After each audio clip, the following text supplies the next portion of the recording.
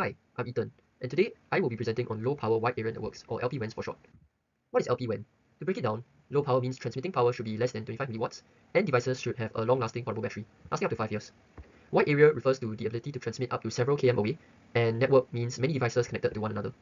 Other characteristics include random access to the network, low cost, scalability, low energy consumption, and wide geographical coverage. So how does LPWAN work? It uses the sub-gigahertz band, which is less than 1 gigahertz.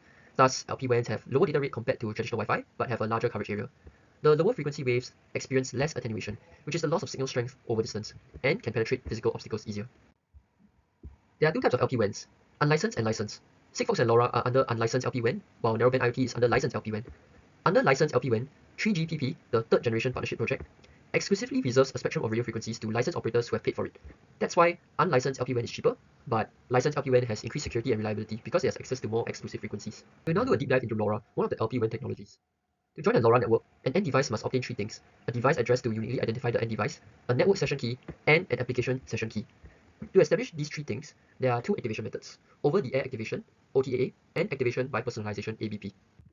Under OTAA, first the device and the network exchange a 128-bit app key.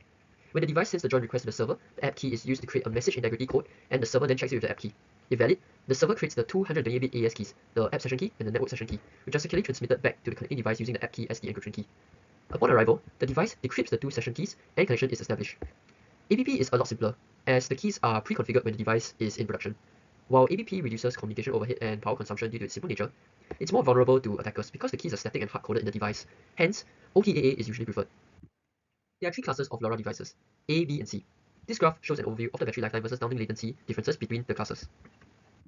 For class A, whenever the end device sends out a packet, it opens two downlink windows at about 1 second intervals as listening periods for the gateway to communicate with it. Apart from these two receiving windows, the end device sleeps, thus saving a lot of energy and extending the battery lifetime.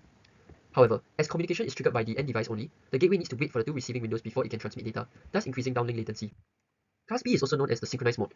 This is because communication is initiated by the gateway, where it sends a beacon regularly to synchronize all the end devices in the network. When an end device receives the beginning type beacon, it opens a short reception window of time, containing a number of receiving slots that are highlighted in green in this diagram, where the gateway can transmit data. After the reception window ends, an end tag is sent to the end device to let it know it can go back to sleep.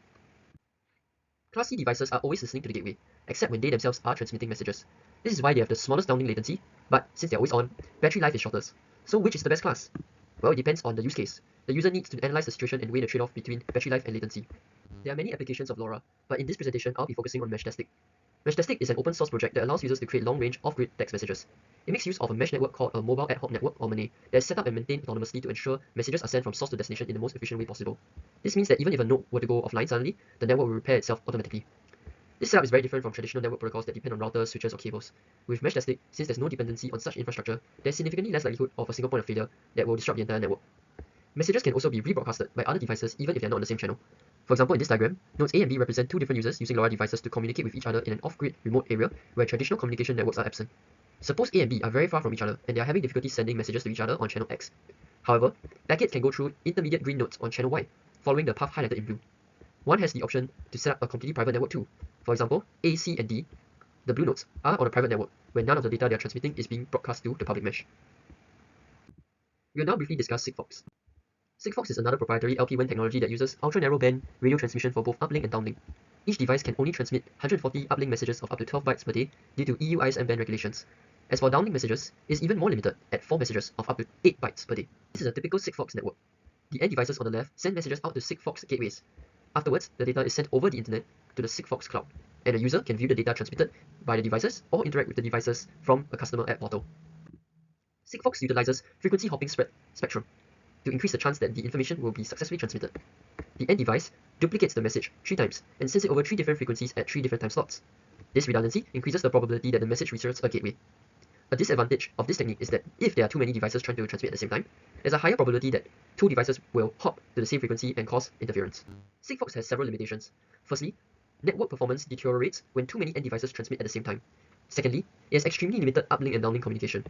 Thirdly, there is a very high latency of 6 seconds. And lastly, the heavy reliance on Sigfox's proprietary network infrastructure makes it a very niche IoT solution compared to LoRa, which is more flexible in its deployment.